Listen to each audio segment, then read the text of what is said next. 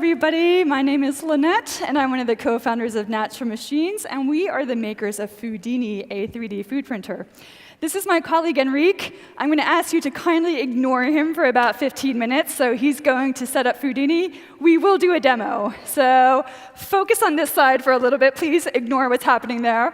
We'll get to that soon enough. So I've been asked here today to talk about making 3D food printing accessible for all. First question is, what is 3D food printing? Second question is, why on earth would we want to make that accessible to all? So we'll go through all that. There we go. But first, I want everybody to understand what 3D food printing actually is, or 3D printing in general. It's a buzzword. A lot of people heard of it, but not everybody truly understands it. So here's a really quick and easy way to understand what 3D printing is. Imagine this word hello that you print on a normal inkjet printer. Now imagine that piece of paper gets stuck in your printer, and it keeps printing the word hello over and over and over again until you get a three-dimensional hello. That's basically 3D printing. That's what we do. Except rather than using ink from an inkjet printer or plastic or metal in a normal 3D printer, we actually use food. Fresh, real ingredients, building it up layer by layer, adding different elements to create dishes such as this. Does that sound like a crazy idea? Well, if you think so, then you might think that supermarkets are a crazy idea, but they're not. What about food packages from food manufacturers? If you eat anything that's packaged from a supermarket, for example, any food that comes in a package, you're practically already eating 3D printed food. Because what a food manufacturer does is they take food, they push it through machines, they shape it, and they form it. That's exactly what we're doing. We took that food manufacturer concept, and we shrunk it down to a design kitchen appliance. But again, the big difference is we allow you to use your own ingredients. So we do want to make this accessible to everybody, from the home kitchen user to professional kitchen users. So in 10 to 15 years, we think that 3D food printers will become a common kitchen appliance, like an oven or a microwave is a common kitchen appliance in today's kitchen. That's in your home and in professional kitchens, where we are selling to today. We've been around for almost 6 years. Come November, we're 6 years old, and this is in the market, and you actually may be eating 3D printed food from restaurants and not even know it. But the big question is, why? First, let's address professional kitchen users. Why are professional chefs interested in 3D food printing? There's a number of reasons, but two of them keep coming up again and again. One is because it allows you to do food presentations that are simply not possible by hand. Restaurants and chefs are all about food presentation as well as the food itself. Now, some people say, well, you might be able to do that with a mold. Not really. It depends on the ingredient. This is fresh guacamole. You can't really use a mold for that. But if you did want to do something with a mold, a food mold, that takes some time. A chef has to create the mold, think about the idea, get it done somewhere else with food-grade silicone. It's very expensive, and then you have to store that mold, and you cannot do it the same day. With a 3D food printer, you can. As an example, one of our chefs in Barcelona was walking around the streets of Barcelona and saw this street tile on the ground. These are very common all throughout Barcelona, and it's unique to the area. So that same day, he had a special dish on his menu that was all locally sourced ingredients from Catalonia, and he wanted to tell a story about his dish. So he was actually to take a photo of that tile, and that same day, print out a dish using locally sourced ingredients so he had a bigger story to tell for people who were eating that. The second reason why chefs are interested in 3D food printing is automation. This particular dish is from a Michelin-starred chef, and the printed part is the 2 round circles. Now, could that chef do it by hand? Yes. Could he get 2 perfectly round circles, one on top of the other? Probably not, but he would get close enough, and it would look as a great dish. The fact of the matter is that a food printer can do it faster and easier than he can by hand, so he has time to go do other things in the kitchen. Now, I know when people hear about automation, people start thinking robots taking over jobs, but we ask you to think about automation in terms of kitchen appliances. So let's say today you need to cut up some tomatoes, and you cut them with a knife. Tomorrow, you cut up those same tomatoes using a food processor. What did you just do? You automated your knife skills. And that's what a 3D food printer does. It automates certain processes in the kitchen. Now, to make a food printing accessible to all, it has to look like it fits in your kitchen. This is actually my kitchen, and if you look really quick, you might not even see Foodini at first, but it's there. I actually have friends that come over to my kitchen, and they'll walk in, walk out, walk in, walk out, not even see the food printer. So it's definitely an appliance that blends in. It looks like an appliance that should be in your kitchen, which is very important and very different than other 3D printers. So we also have to make it very easy to use. We have a touchscreen tablet on the front where you can operate it. You can also, it's an IoT device, so you can operate it from your phone or create dinner from your sofa if you want. But it's very intuitive. We use smartphones that are touch, we use tablets that are touch. It's the same process. So we are making it very easy to use. It's a kitchen appliance. We know it needs to be easy to use. But OK, that takes care of design, and it could look good in your kitchen. It would look normal, and it's easy to use. But why, again? Why would you want 3D food printing in your home? We go back to the supermarket for the answers. So when you look at those packaged foods, take a box and look at the back. Usually there's too much salt, oil, and sugar that would be added. If you were to make it yourself, you wouldn't include nearly as much. There's E numbers, chemical-sounding ingredient names, additives, preservatives. Sometimes we literally don't know what we're eating. And even when you find a clean label, which means you can understand what's actually in the ingredient labels, no chemical-sounding ingredient names, you don't know how much of those ingredients are in the package. So again, typically we eat way too much salt, oil, and/or sugar when we eat processed foods. But with a 3D food printer, or a 3D printer in general, the concept of it is that you become the manufacturer. You control what's going in it. Here's one example. So this is a photo of my lunch from one day, and this is very typical for me to eat. I eat wraps quite often, and it looks pretty healthy, right? You got your lettuce, your tomatoes, your grains, your beans, even a whole wheat wrap. The one thing that's in this my lunch here that was from a package from a food manufacturer is that whole wheat wrap. I actually looked at the ingredient list, and I found 9 additives. 9. I mean, a wrap, it's flour, water, some salt, some spices. That's it. What are these 9 additives? Yes, it's to make it shelf stable, so it stays on the shelf for who knows how long. But I actually looked up all those E numbers, and they fell into 3 general categories. 1 is preservatives. 2, emulsifiers, stabilizers, thickeners, and gelling agents. And 3, the mysterious others category. I literally don't know what I'm eating. But with a 3D food printer, you can actually print that wrap. Why didn't I just do it by hand? Because it's a mess. So to make a wrap, you have to have a work surface. You have to flour the work surface, roll out the dough. The dough tends to be very sticky for this type of wrap. And then I add too much flour so it doesn't stick to the rolling pin. And it never works out because I add too much flour. And it's a mess, and it's time-consuming.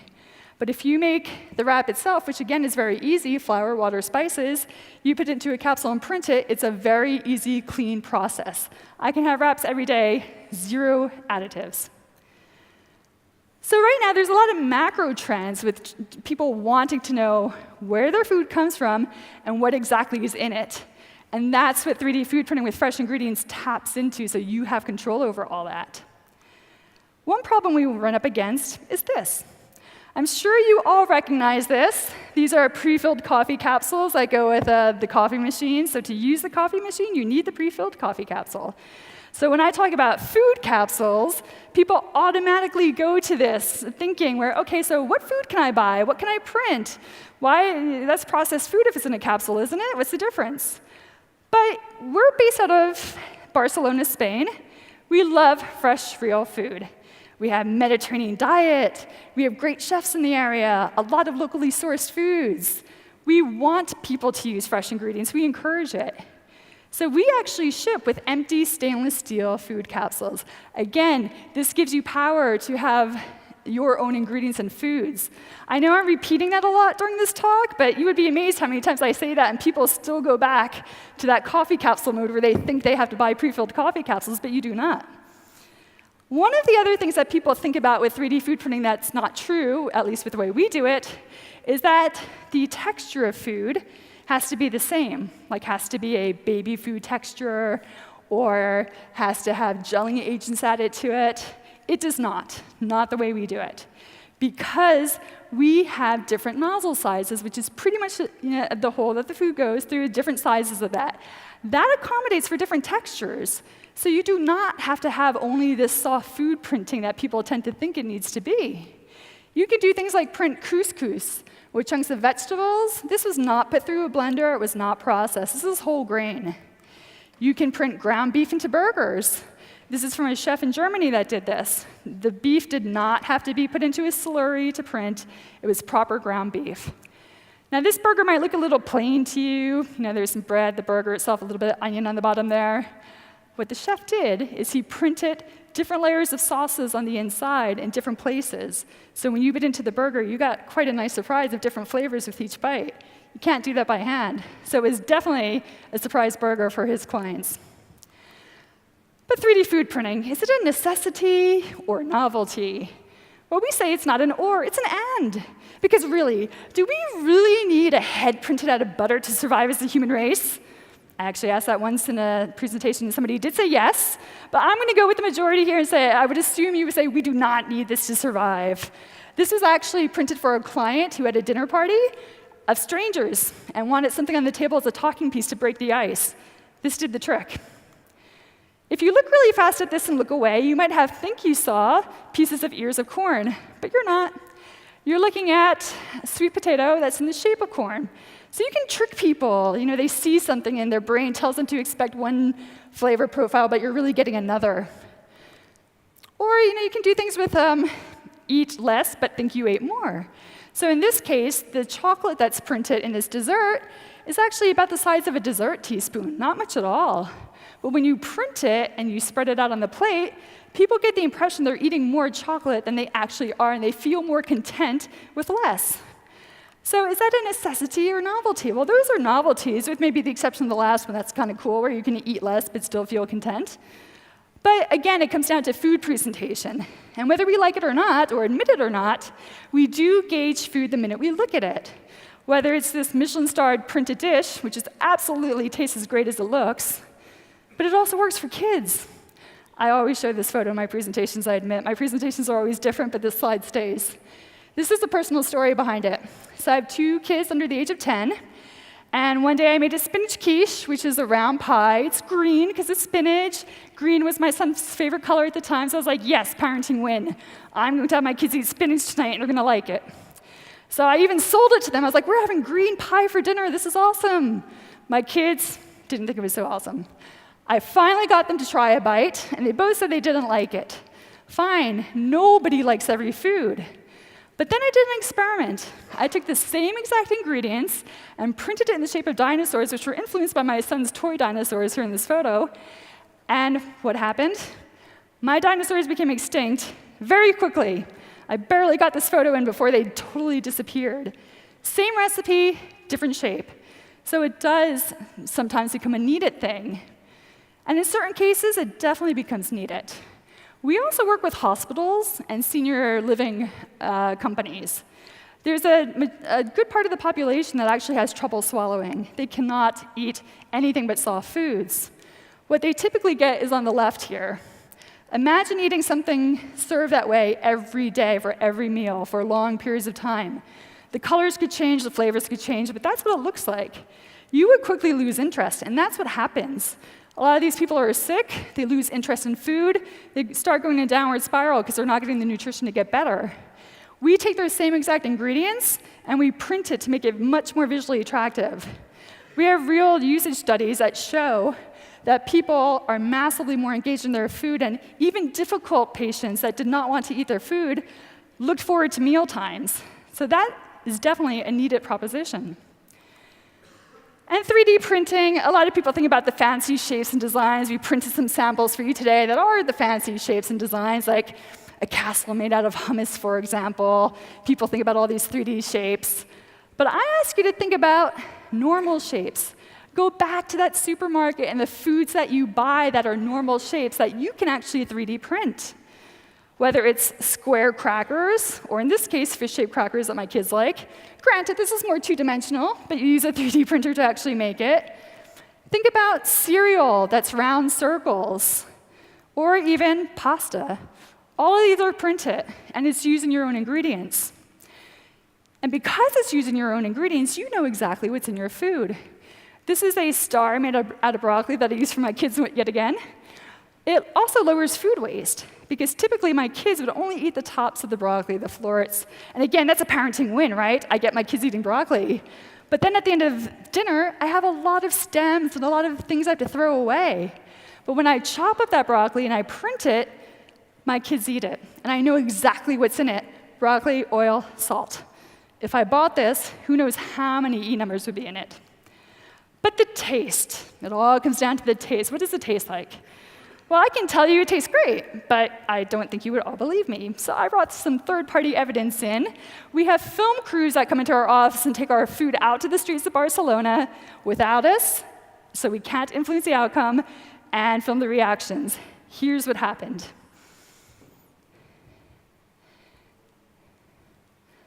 Once we get the video switched. Do we have our video?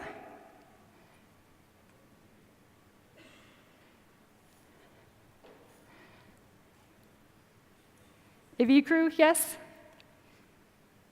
No?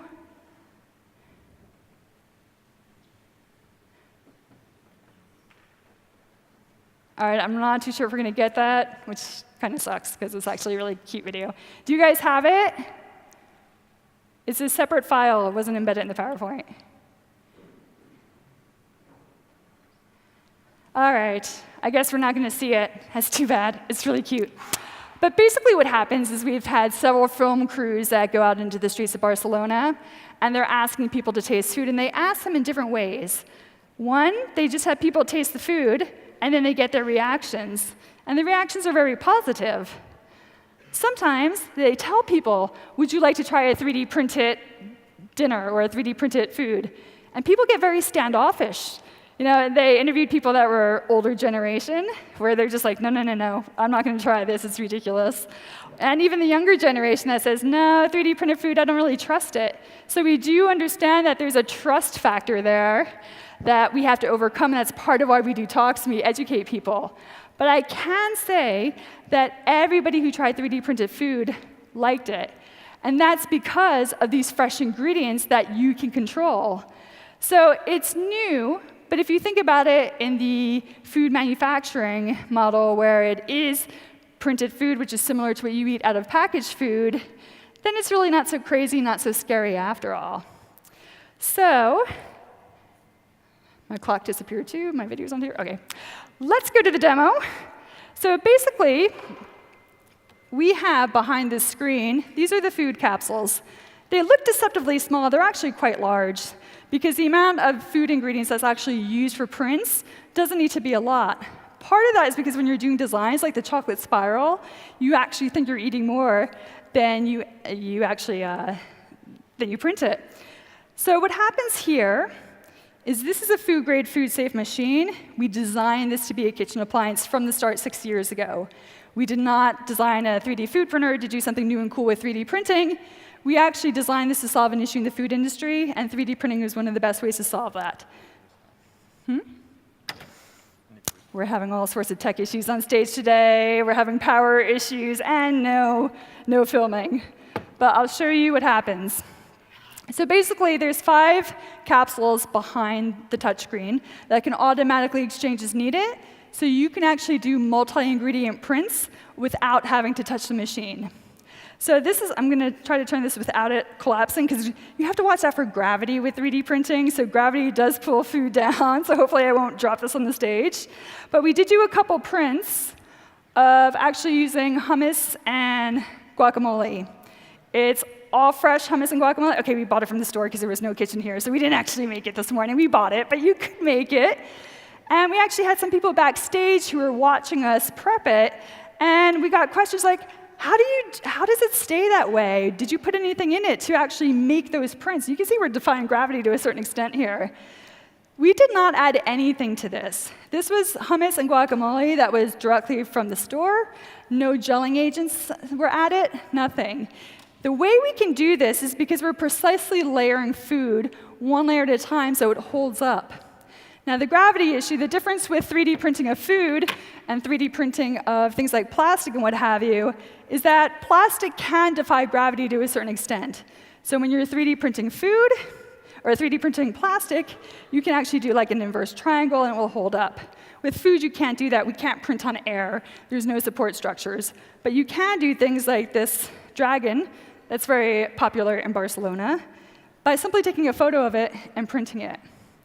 So it seems like we had tech issues today at a tech show. What are you going to do? But hopefully you can see that video at one other time. And we will be printing today out in the general area as well, so you can actually see it working. It does work. You'll have to trust me on that one when we have proper power and it doesn't go out. We do need electricity, unfortunately, so we still need that. But the main takeaway I want from today is that 3D printing is not a scary concept. We do want to make it accessible to everybody because of the fact is we do want people to get back into their kitchens, step further away from all the processed food in the supermarket. You may not be over-reliant on it, but when you really think about how many things you do buy packaged, if we can make at least some of those things fresher with fresh ingredients, get away from those additives and preservatives, it is a healthier proposition. So not scary. This is 3D printed food, but it's just real food, 3D printed. Apologies for the tech issues. We'll do demos in the hallway with no power cuts. And thank you very much.